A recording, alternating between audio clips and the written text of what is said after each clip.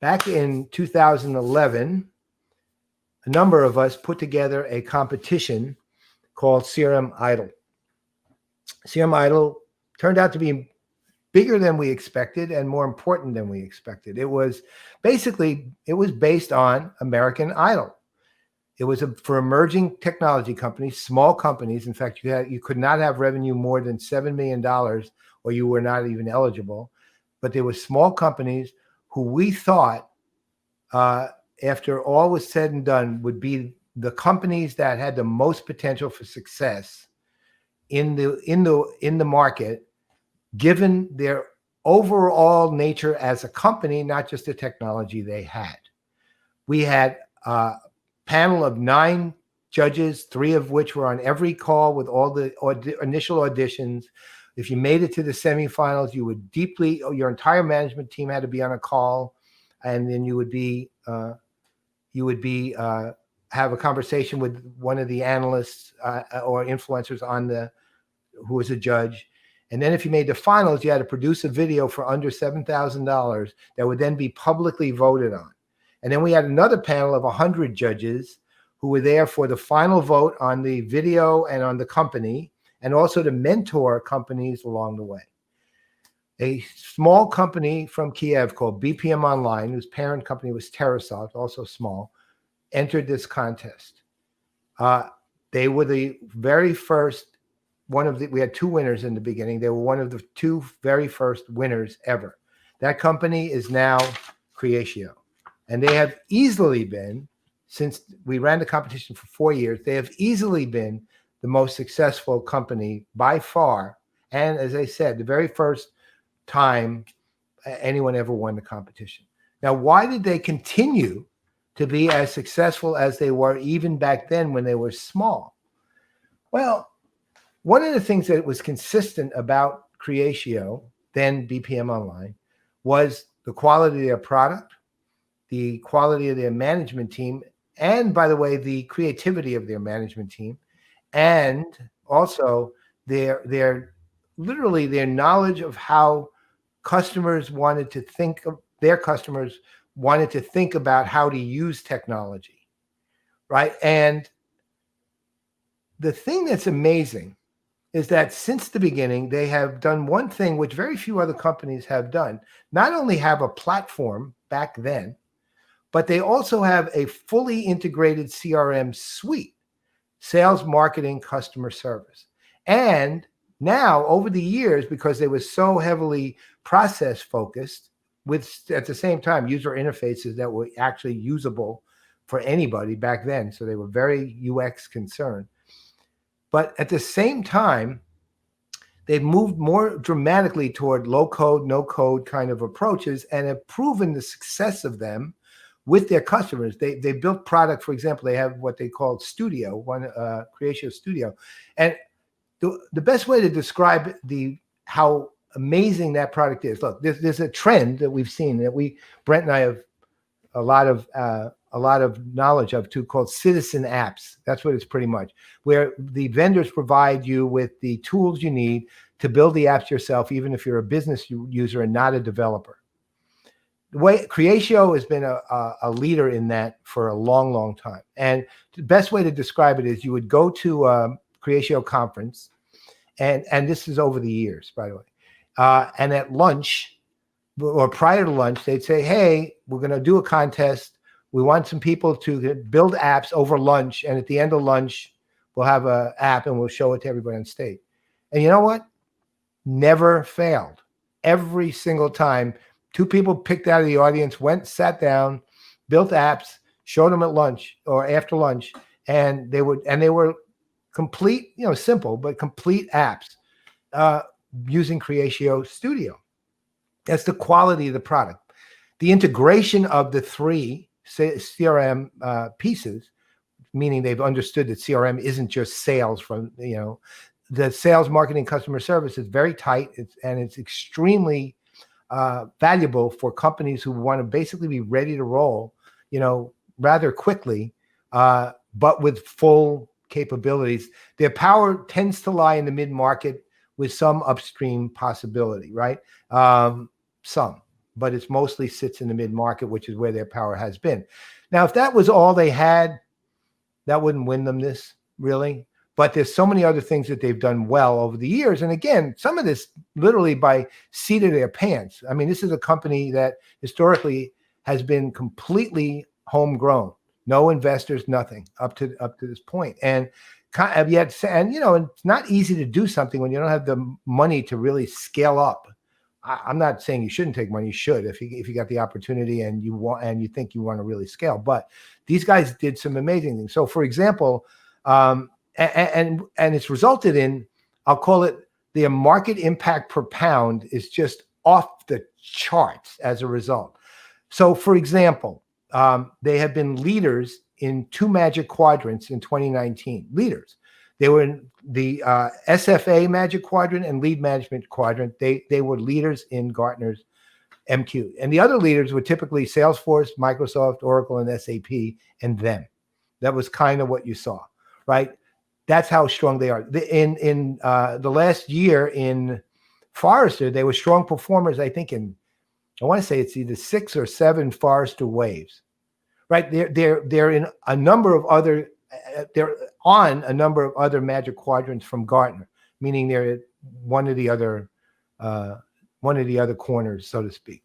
But they are consistently showing up in the press. They're consistently out there when it comes to customers. Now, that's where how do you get to the point where you're not the biggest company in the world, but you have an impact that goes far beyond your, let's say, market size, right? Far beyond, and at the same time are constantly growing and evolving.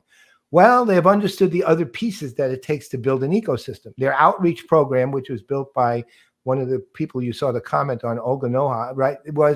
Is fantastic. I mean, they're very much in a sense like they were. Now they have somebody else running analyst relations, but they were a single person machine. Thunderhead had like Lucy Cooper.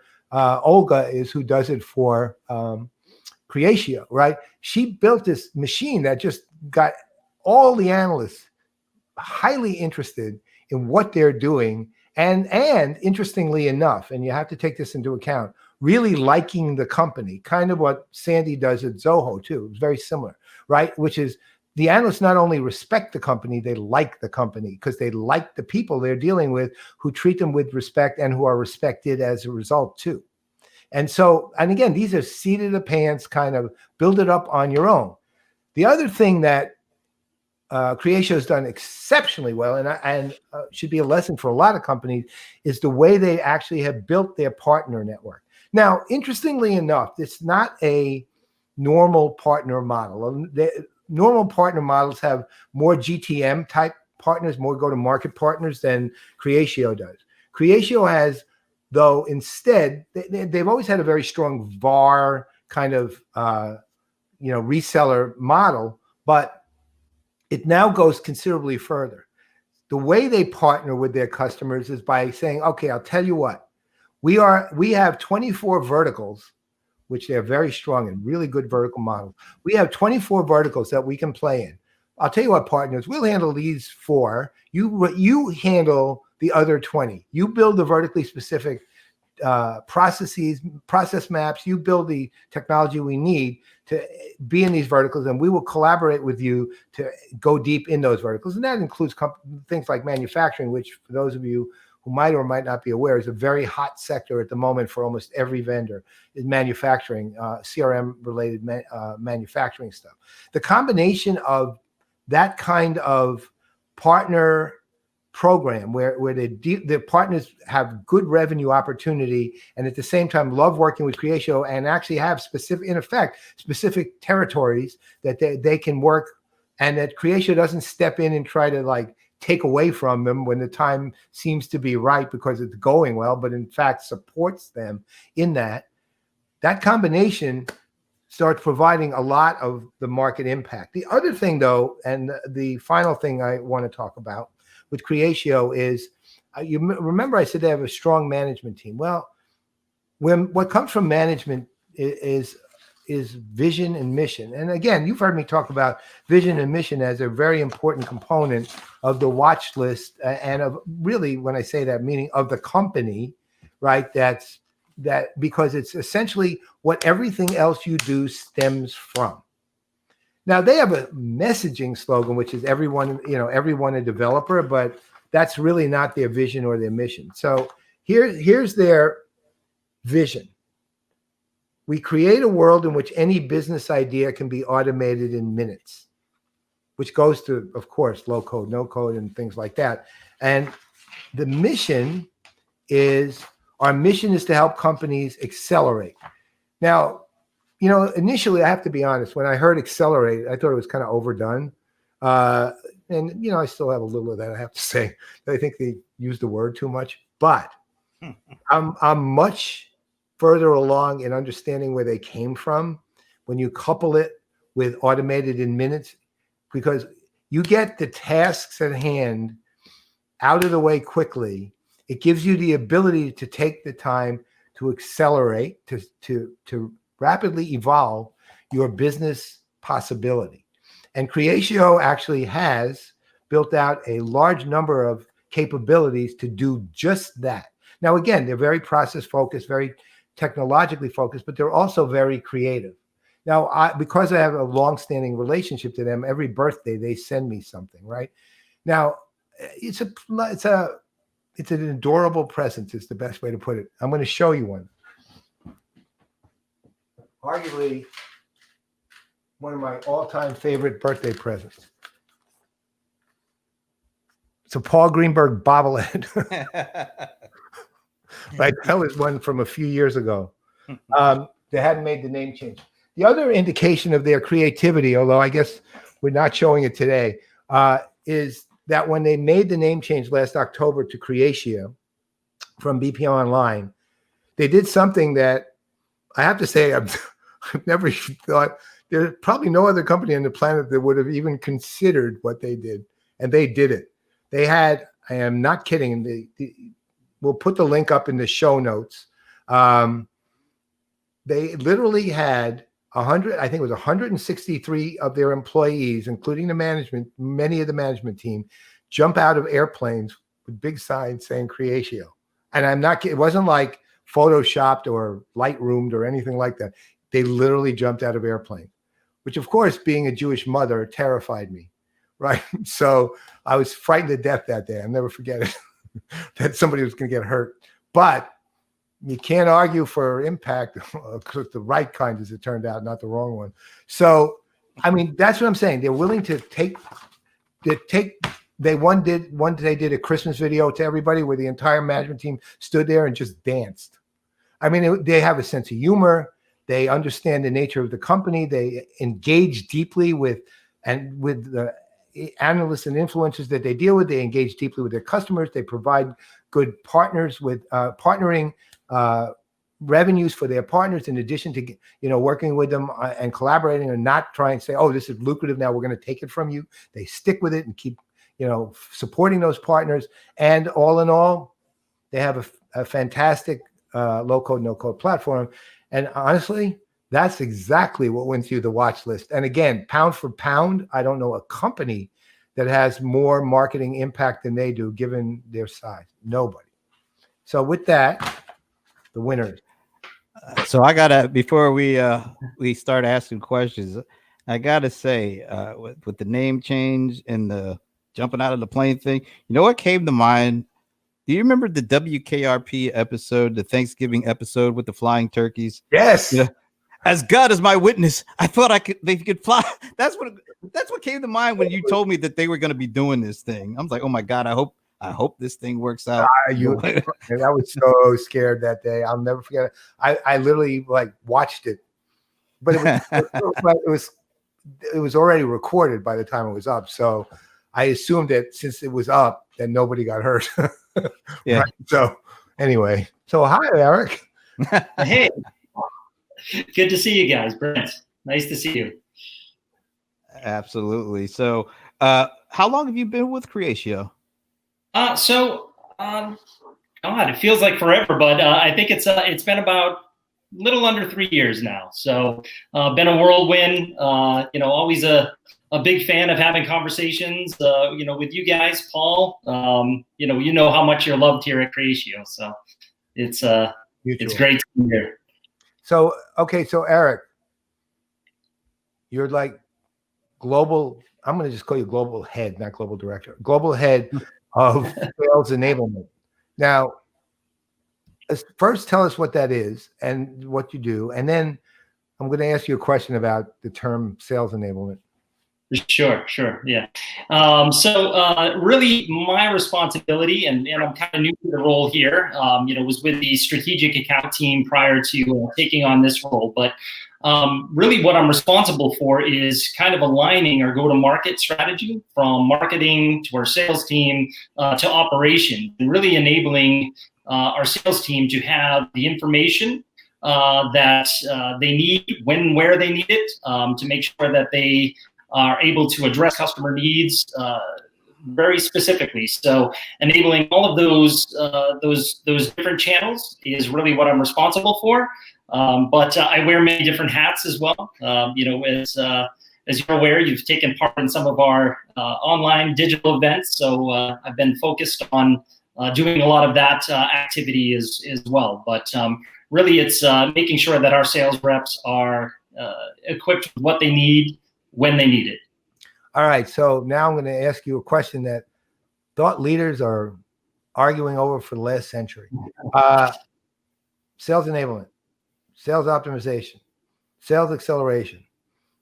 And knowing you guys, I'm surprised it's not acceleration, actually. I'm trying not to use that term, Paul, honestly. Sales acceleration. There's so many terms out there that, let's say that the nuances are very slim, meaning there aren't really very many, meaning they're pretty much all the same thing. Not entirely, but close. So if you have your preferences, which one would you use of those three, or even a fourth that I didn't know? I would call it sales consistency, right? Like that's really what it's all kind of about, right? We're trying to make consistent processes in place that we can repeat our sales initiatives, right? That's really what I feel our responsibility is. So whether that's optimization, enablement, anything, is really just to kind of create a process that's repeatable.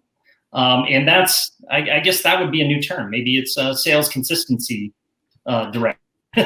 Sounds better than enablement, optimization, or acceleration. So what about, okay, so what's that?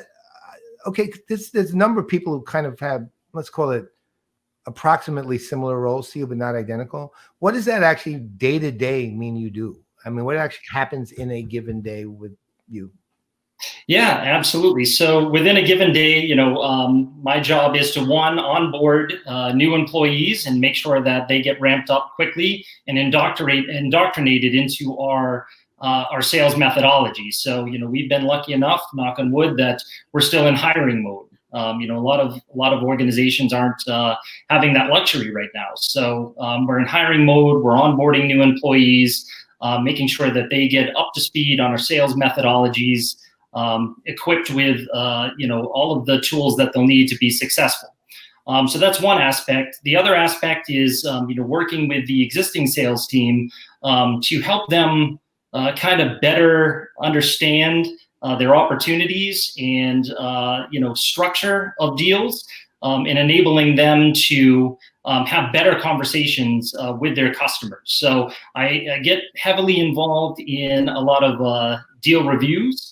Kind of giving, my expertise. I know you probably can't tell, but right now there's a lot of gray hair on this head from the 20 years I've been in sales, come across a lot of things. So kind of sharing that knowledge and helping those sales reps navigate those deals to make sure that, we're putting our best foot forward and, we can hit our targets, hit our forecast. That's really what my day-to-day is. And we've got a big sales team. So across the globe, as you know. So my day starts at 7 a.m. and doesn't end to 7 p.m. So it's long hours. Long hours. Well, talk about a little, we're in this pandemic.